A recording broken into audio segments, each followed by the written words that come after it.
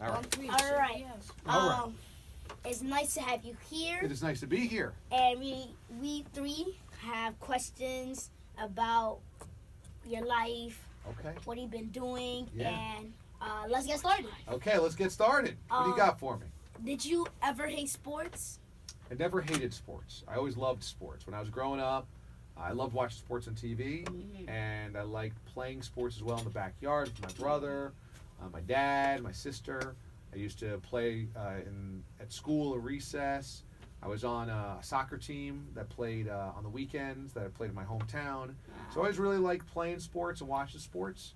And I was just a huge sports fan when I was young. I was a big New York Giants fan, football-wise, and a big New York Mets fan in baseball. Yeah. So I always loved sports. What was your That was your first question. So Yes. now we're gonna go. Yeah, sure. Yeah. Okay. Yes. What makes you want? What's made you inspired to have this job? Because I loved sports, I loved talking about sports. So when I would go to school, my buddies and I would all talk about, oh, this guy had such a great game. No, that guy had a better game. I like this team. I like that team. Oh.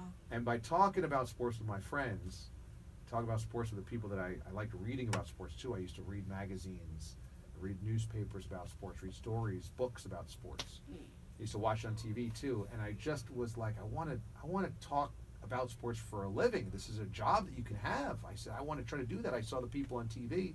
I said, I want to do what the people on TV are doing.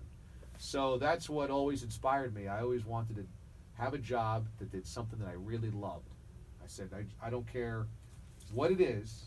I want to do a job that I really, really love. And talking about sports is something I really loved. That's nice. So what do you got? And we'll sling the microphone over. So, how does it feel to be on a radio show? It feels good because I get to do what I always wanted to do, which is talk about sports for a job, for a career, and I get to come into work every day and be excited. You know, a lot of people go into work and they go, oh man, I got to go to work again today. But I get really excited every single day because this is what I love to do. So it's been really, really cool. Awesome. What was your first reaction when you got to this job? I was super excited because I was working in Boston, Massachusetts at the time, and all my family's from New York. I grew up in a little town about an hour and a half drive outside of New York City called Warwick, New York. So all my family's still around here. I have family that are in my hometown of Warwick, some family that are in Queens, some family that's on Long Island, some family that's in Brooklyn, and all my friends and that I grew up with were around here. And when I got the job to come to New York, oh, this is the dream come true because all my friends and family are here. And I had worked at a number of radio stations not in New York. But then when I got the job to come to New York, I said, oh, this is the best. Okay, my question is, how was your experience in Kansas City? It's good that you did the research to see that I worked in Kansas City. Nice job. That was one of the places that I worked before I came here. And it was great. I had never been to Kansas City before. I bet you guys don't even know where Kansas City is. In Kansas. Kansas City is in Missouri. Yeah, how crazy is that? There's actually two Kansas Cities. The state line goes right down the middle. So part of Kansas City is in Kansas, part of Kansas City is in Missouri. And it was great, though, because it was so different from New York. The people were different. They were very nice. They were really into football. They loved the Kansas City Chiefs. So we talked a lot about football and the Chiefs. But it was really great. And they love barbecue, and I love barbecue as well. I love ribs. I love pulled pork. I love brisket. You like barbecue too? Yeah. They got the Barbecue's best. the most popular thing ever. I know, right? And so there they love it. They do it like really, really well. So going out there and eat a lot of barbecue is awesome. When you were in Chris, why don't you put the microphone so make sure that you're talking into it. when you were in Boston, how did it felt? Were people really talking to you, or did you feel like an outcast, or did you feel like kind of popular? That's a really good question too. You guys did your research. I worked in Boston right after, like I said before this show, in New York, and it was a little tough at first because I was a New Yorker, and in Boston, New York and Boston always clashes. Yeah. There's always rivalries, and so I felt like a little bit of an outsider. But they welcomed me, and I think the reason that ultimately I won their respect was that I worked really hard on the show. I think if I just went there and kind of didn't know what I was talking about, I think maybe they would have made fun of me more, and they would have said, this New Yorker doesn't know what he's talking about. But I worked really hard on knowing what I was talking about. And I think that helped me earn some respect up there. So, what was your time when you did when you had sent to Miami? That's another good question. I was in Miami for 2 years, and that was cool because, you know, Miami is the beach, and the ocean, and the warm weather, and the palm trees. And I'd never lived anywhere like that before, so that was pretty amazing. But it didn't feel like home because I was from New York. You know, when you are near the ocean all the time and the warm weather, and like on January 1st, I'll never forget. On New Year's Day, I went to the beach. On New Year's Day, you think how cold it is on New Year's Day here in New York? It was crazy. It's so usually so cold and snowing. So I said, this is nice, but it doesn't feel like home. So it was a cool 2 years, but it wasn't someplace that I could have probably ever lived forever. It would have felt too weird. I have a question. Yeah. How did you feel when you were working with NFL Network? That was a real exciting thing because NFL Network is a TV station that everybody watches. And it goes across the whole country. And so when I was working on that, I also was working with guys that I had grown up watching that played in the NFL. Ooh. So that network has a lot of former players that are on the air and that are broadcasters. So those guys were talking to me, and then I was talking to them, and I said, this is like crazy. I mean, you think about it, you guys are sports fans. Imagine you worked for the NBA TV station when Steph Curry was an analyst. You know, and Steph Curry asked you a question. You'd be like, whoa, my mind is just blown, right? That'd be too crazy. And that's the way that it was like for me. I talked to these guys that I used to watch growing up. So it was really exciting. Oh, it's just like my dream job now. And it's just incredible, right? Yeah. Chris, why don't you grab that microphone? Were there any challenges with recording in regards to like researching answers and questions? Research is a big part of this. You know, I'm sure what you guys are dealing with in school is you do a lot of homework, right? Yeah. And you're reading a lot and you're Worst taking homework ever. notes in class. Yeah, homework is usually very boring and annoying. But in this job, I do a lot of homework. So today's show, you guys saw me do about an hour's worth of the show, right? That was a 2-hour show that I usually do. And then Monday through Friday is 3 hours. Well, to fill 3 hours of radio, you got to do a lot of homework. So I had to read a lot about the games that I'm talking about, read a lot and take notes about the players that I'm talking about, watch games and say, oh, that's interesting. Let me jot that idea down for tomorrow. So when I do an interview, I have to know what that person has done in his career or her career so I can ask questions about it. So there's a lot of research, there's a lot of homework, but it's fun homework. Homework is boring because you guys get homework about stuff you don't care about, right? I mean, it's like math. It's like hard or, you know, or history and you don't care about it. But if you do homework about stuff that you care about, homework can be really exciting. And that's what I do for this job. All right. Out of all your 6 years at CBS, what was your favorite celebrity? Well, if you guys watched the Chiefs game yesterday, Patrick Mahomes, the quarterback, he came in. And we interviewed him in person, and we had him blow bubbles because he used to play baseball. Baseball players blow huge bubbles in the dugout. We gave him a bunch of chewing gum, and we had him blow the biggest bubble. So that was pretty fun. We had him chew Big League Chew. And then celebrity-wise, I have to think about it. We've had some people that are in movies, some comedians. Comedians are really funny. They always, You're a comedian, Chris? Yeah, you do some stand-up? Really? Yeah? It's actually funny. Yeah? Okay. So maybe, you know, when you start doing your comedy career, we'll have you on the show to talk about your new TV show. Okay. Is that snap because we got to wrap it up, or that snap is just to... No, that sorry to get on air, guys. That snap was because I would love to see that maybe 10, 15 years from now. I think, Chris, if you want it bad enough, you can do it. And that's a great offer, Chris, so don't back down from that. Okay, all right, okay. So, Chris, let's swing the microphone over to you right now. What is it about comedy that you like doing? It's the thrill of making people laugh because I am making them laugh, not people laughing at me. Yeah. Because sometimes it's hard when people laugh at you, like your feelings are broken. But when people are laughing with you, it feels more fun. Yeah. That's cool. What do you find funny about Chris? He's very attractive to you. you would like feel connected to his joke. Really? Yeah, even though it was like corny. I make bad jokes sometimes as well. Good. I like bad jokes. I make them too. He really makes us laugh and all, and we really enjoy him, and it's good to have him here right now. Yeah. You're pretty good at this. So, what makes you laugh about Chris? Even though Chris sometimes his jokes aren't funny, it's the way he presents the jokes. All right. So he can like the corniest jokes. You heard that joke about the paper? It was terrible. Ah, I get He it. does jokes like that, but he presents them in a funny way, Yeah. which like makes him funny. And I also think that like he does like a lot of research on his jokes to like see, oh, so if people find this funny, they might find this funny too. Yeah. So he like connects the jokes, and they all make sense. Yeah. Chris, you got a good corny joke for us here? Yep. Okay. When money met the key, what was their kid's name? When money met the key. I don't know. Monkey. Ah. Yo. That's really corny. But I see what you're talking about. That was a good delivery. You go in it with a confidence, you know? Sometimes I add two different jokes. I tear the middle of the joke in half, and then I just put the remainder two together to make one joke. That's pretty good. Yeah. That's pretty good.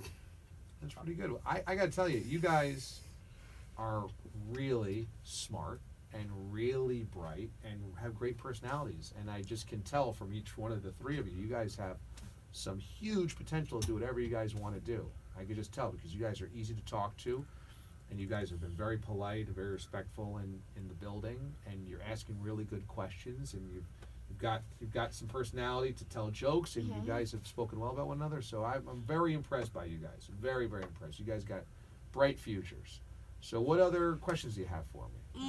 Oh no, it's back to Mom. It's back to Mom. Yeah. Okay, my other question is that was it tough to come to where you are as this position because of your race or ethnicity? I don't know if it was tough because of my race or ethnicity, but I think it was tough because it's a really tough business, and I had to many times not get down because TV and radio are really competitive. As you see, it's really Yeah. fun and exciting, and everybody wants to do it. But because of that, it makes it really hard to get into. And so there was a lot of times where I felt like I was overlooked, that I was talented and I was good, but people didn't want to hire me, or they weren't promoting me into the right shows, not getting the right respect, and that was hard. Yes. And there was one time where basically I was fired because they wanted to hire somebody else to do my job, and that hurt too because I had put all my heart and soul into the job. Yeah. So I don't think it was because of my ethnicity. I don't think it was because of my race or my background. I think part of it sometimes was youth. I was young, and I don't think they trusted necessarily somebody in their 20s to do a job that maybe somebody in their 40s wanted to do. Yeah. But I do think that it's an important lesson that, like, if you really want to do something, you don't give up. And there is always a way to succeed. There is always a way to push through. You got to remain positive. You got to think about the good things, focus on the good things. But, just know that sometimes life is going to be hard. It's just the way that it is for everybody. You see somebody on TV that has tons of money and they got everything, and you go, oh, life isn't hard for them. It's hard for everybody. There's just different ways that it pops up. So if you guys ever go through anything that's tough, you just go like, it's all right. Tough times are just temporary, that it'll pass. You just got to remain positive and keep going. And eventually, if you really love what you do, you really love something, it will end up working out for you. Had to be determined. Yeah, I like what you determination. said about like how when life is tough, it's only for a phase. There's this quote that I learned: when God put tough things on you, the tougher the crisis, the bigger the reward. I think there's a lot of truth to that. Yeah. Because when I've gone through stuff that was really tough, when I came out on the other side, I felt like I got more out of it, and it was really a gift in many ways. It's hard at the time, but then you look back on something that you went through that's really hard, and you go, wow, I got a lot out of that because I stayed the course. And I think for me, like with this career, there were times where I said, boy, I can't get a job. When I came out of college, I couldn't get a job. Nobody wanted to hire me. And I, at times, thought about giving up. Like, if I can't get a job, maybe I just got to do something else. But I said, no, don't think that way. Don't think negative. Think positive. Yeah. And when I think back on that time, it's really helped me because I remember what it was like to not have any money, to not have a job, to be wondering what you're going to do for the rest of your life. But now it makes me appreciate everything that I have. Mm-hmm. Chris, what you got? Have you ever missed a sports show, and how did that affect CBS? Yeah, I've gone on vacation, so I've had to take some days off here or there. Once or twice I was sick. I really try to remain healthy because if you're sick, you can't be on the air, and I can't do this job. You know, if you're kind of like under the weather, you have a flu, you can do a lot of jobs. Just come in, you're blowing your nose, but I can't be on the air if I've blown my nose or hocking up a loogie or whatever. So I've had to miss a few shows, and that was hard because I had something to say. I wanted to do the show, but I just physically couldn't do it. So it's hard here at CBS when you miss a show because it's not like they just can get anybody to fill in. You know, it's not like you're working a regular job where it's, next person's in. It's, the show has my name on it. So it's a lot of pressure to make sure I'm here every day when I say I'm going to be here. When I've had to miss it, it makes people scramble to have to find fill-in hosts, and that can be tough. I guess it's my turn. What college do you want to attend, or what college do you want to attend to, and what college did you go? I didn't know where I wanted to go to college, actually. I didn't know because I knew I wanted to do broadcasting, and I did a lot of homework on what colleges had the best broadcasting schools, because I really wanted to do this, and I said, I'm going to give myself the best education and go do it. But I visited a bunch of schools and nothing quite felt right. And usually I had never done it before. I was the oldest person in my family, the oldest child. So my brother and sisters, they hadn't gone through college yet, so there was no experience. No. So I didn't know how to pick the right school. But I went to Syracuse, which is about 4 hours north. And they've got a big basketball team. That's a good school. Carmelo Anthony played at Syracuse. They've got a big football team, and I went there, and it was cold and rainy, and I was like, this is kind of depressing, and it just didn't feel like I had envisioned college. But then I went to the student radio station, and it's a radio station smaller than this, but it's where all students do all the broadcasting. Mm-hmm. So you're behind the microphone, you're the engineer, you're playing music. And I was like, wow, this radio station's run by all students. This is so cool. This is my opportunity. And I looked on the wall, and there were all the broadcasters that I grew up watching and listening to. And remember I told you the story that I looked at the guys on TV, and I said, I want to do that. Then they were on this wall because they had gone to this school, and they had worked at that student radio station. And I said, man, if they've done it here, then I want to try to do it here. And so that's how I decided Syracuse is going to be my school. And I'm glad that it turned out that way. Mamadou, you got any more questions? If you guys don't have any more questions, that's okay. But I don't want to force you to have any questions. This may be a weird question, but like, what was like the hardest times in your life, and how did you get through it? That's a really good question. The first really tough time was when I graduated high school, because I had all my friends, and then I had to leave them all to go to college. All my friends went to different places. Imagine if you guys are close friends, if one of you goes to Philadelphia for college, and one of you goes to Boston for college, and one of you goes to Rhode Island for college, and then you never see your buddies anymore, and you don't see your family anymore, because I was really close to my family, and so I had to leave them. And so my first year at Syracuse at college was really hard because I missed everybody so much. And I felt like I was like the young kid that was like small peanuts, because there was like juniors and seniors, and I just felt like I didn't belong. Yeah.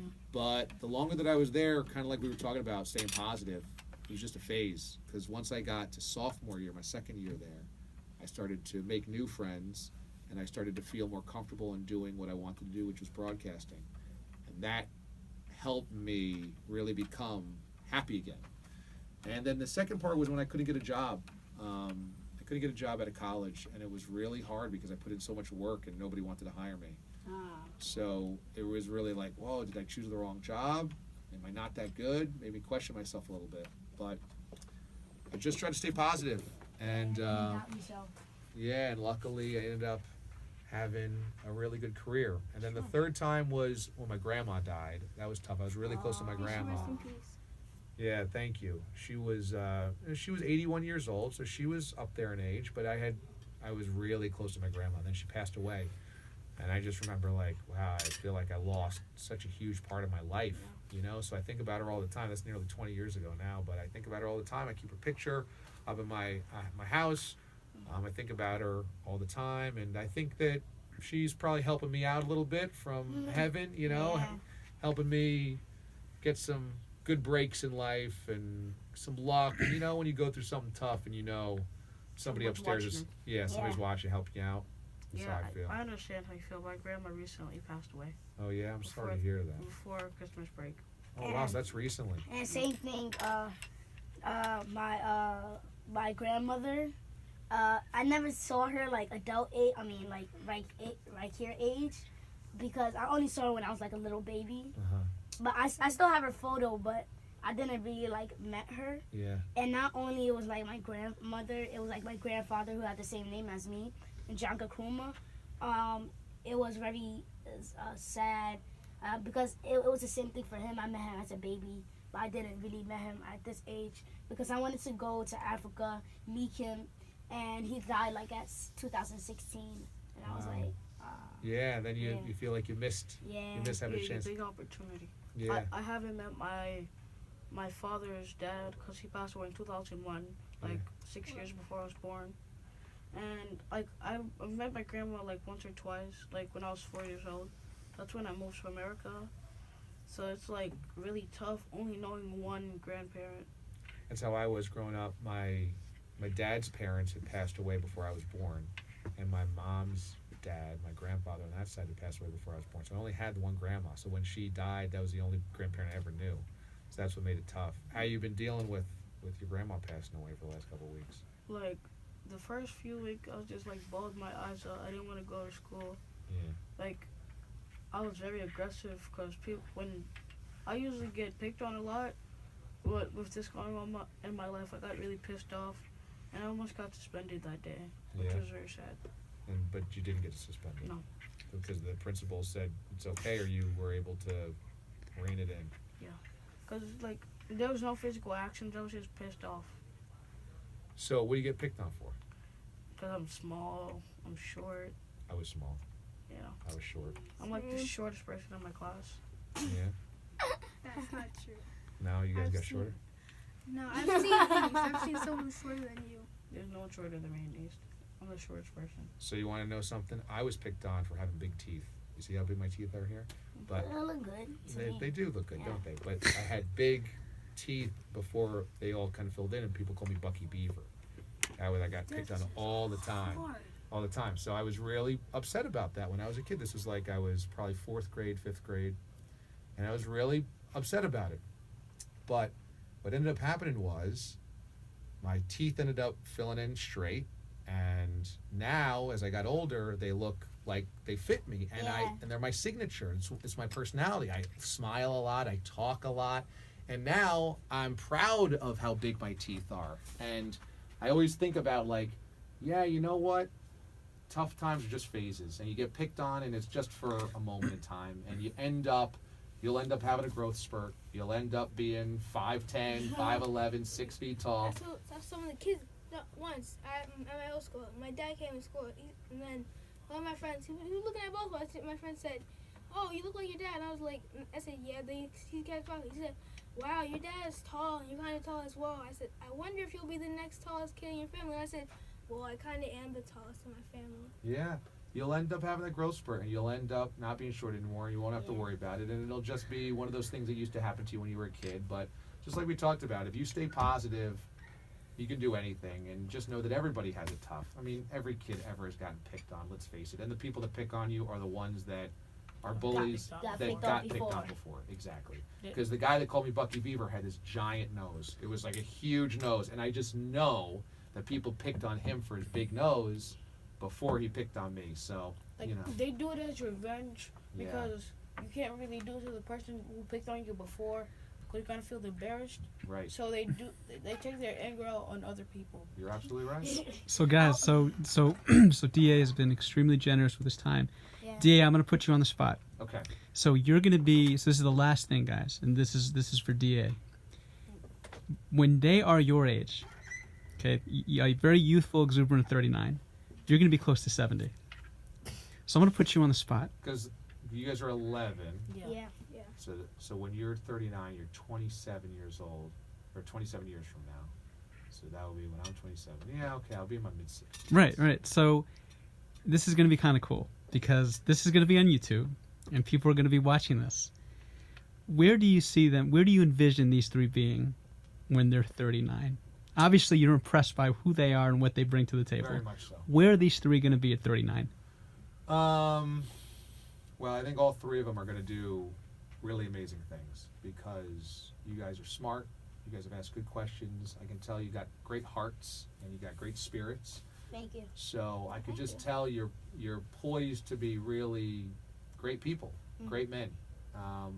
I think Chris is going to be doing stand-up. Yeah. I think he's either going to be doing comedy, stand-up comedy, or he's going to be writing comedy for television. Because they have Yeah, all that's writers that exactly, write yeah. TV shows and write the jokes. I could see Chris doing that. He's gonna be hilarious. I think I'm kind of doing a YouTube comedy channel, not really. YouTube. Well, Oh, if, YouTube if comedy it goes show. from YouTube to real life, then from real life to beyond, I would do that. Yeah. Oh, that's good. That's good. Now- Different stages. Did today inspire you guys, either one of you, to want to work in sports or Yeah. sports radio or sports? At first, I wanted to be like the first thing I wanted to do was be in the military because my godbrother done it. He looked cool, and then like I wanted to be a doctor because like my people in my family, they keep getting sick, and I wanted to cure them. Oh, that's good. But when I researched it, I realized it was because like the food they eat and they're like mysterious. So I wanted to be a marine biologist because there's so many foods and fishes in the seas that we still have not discovered that could be like cures to the diseases that we commonly have. Because there could be fish in the ocean that has like the minerals and like the vitamins to cure cancer. You never know. And Yeah. He could become like a BSN or RN. What if dinosaurs exist? They have violence. maybe there could be like a dinosaur relatives in the ocean. You never know. Yeah. So I could see you doing science. Because if you Yeah. have medical, if you want to do health, or you want to do science, marine biology, or doctor, or anything like that, you've got a great mind for that. So I could see you really helping people, maybe helping people understand health or curing diseases or something Food, like yeah. that. That would be an amazing thing. That's an unbelievable career to have. And I could see you definitely being great at that. Because the thing is, we've been learning about food, about science, how people eat. And the thing is, they will use like, for example, cows. What they use? Pesticides. Like, you know how you get like a bazooka? They'll get like a whole bucket and they'll just like pour it on them, and we humans drink the milk or eat the meat. Or they'll use tomatoes. They'll put like some weird thing on it, and then so it will die. And then antibiotics, and we eat that. And as we grow up, our lifespan just gets shorter and shorter, and that's how people get sick. And they don't really like think about The food food choices that they're making, and the sugar that's like in amount of Coca-Cola is like unbelievable because it's 78%, and 78% is a lot. Coca-Cola was We my we best we, friend. we check we check how many grams is 10 grams, and 10 grams is like right here. Whoa. No, like Mr. Wong, my math teacher, Mr. Wong, he like has this energy drink he drinks daily. There was 42 grams Oh. of sugar. And I Yeah. could Right, assume and 42 would this be is like over This the is top. like the cup, right? Yeah. The gram, like it's right here, Oh. right underneath the lid, It's so funny because making iced tea. and he has it daily. Wow. I used to love sweet tea, right? right? I don't know if you guys I ever drink, had I, some- I drink I had that first this iced tea morning. lemon. Okay, I so had that this morning. you did. So I went to a Chick-fil-A once, Mhm. and they were making the iced tea, and I saw them brew this big pot of iced tea, and they just started dumping huge bags of sugar into it and mixing it in, and I was like, oh, that's why it's so sweet. And when you see the actual sugar going in, you realize, oh my God, there's so much sugar. After that, I said, energy drinks. Yeah. I said I had to cut down. I don't So cut it that's how you out. I stop. don't want to say it's Not none, completely, but in a variety. Like yeah. once in a while. Exactly. Yeah. Maybe once every couple of months I'll have one because you're right. Mhm. So I could see you really helping people in that way. Maybe be some type of business leader where you're helping create, opportunities for more people and maybe jobs for people, but also products that will help people. Yeah. Healthy drinks, healthy options, healthy foods. I could see you doing that because you seem like you have a real easy way to talk to people. I think you seem like you're very comfortable in front of people. Thank And- you. And people, when they look at business leaders, you look at business leaders and say, oh, that person's comfortable in front of the person that takes out the trash and the person that is worth $1 million, and so that's a really great quality to have. Yeah. Thank you. You're welcome. So, yeah, let's give you guys a round of applause. This has been such a cool day for me. You guys are really inspiring. I am so excited to have met you, and Us too. I want to be able to come to your class at some point or whenever Mr. Dave is doing something with you. Maybe I can come by and hang out and see you guys. That'd be cool. Yeah. Yeah. All right. What's the snapping that Mr. Dave's It's doing? It's Hey, like he When you snapped. like something, Oh. He Or snaps. like- he snaps. Okay. It's like when he you don't would want to agree. talk, Okay. like I agree. Okay. All right. Okay. Different snap, different personality. Yeah. Okay. I hear you. Well, you guys are the best, man. Thanks so much for coming. Thanks for spending time with me today because I know you had to get up early. Thank You you. came in from was Queens worth it. and I was playing Bronx. video games. I was like this. Oh, I forgot that was like, oh, I'm I tired told my anymore. mom. My mom was like, I "Oh, can't even- don't take a shower. Just hurry up." I came in an hour early. That's how rushed I was. I came in an hour early. Really? So you guys were excited? Yeah. That's awesome. Well, thank you. Makes me feel good that you guys were excited to come down here. So I'm glad I met you guys. Now I feel like I got 3 new friends. All right? And we're flossing. And we're flossing to end the day. All right. All right. Nice job. Nice All job, right. guys. Nice job. It's This amazing. was like a great moment. I'm glad you guys liked it.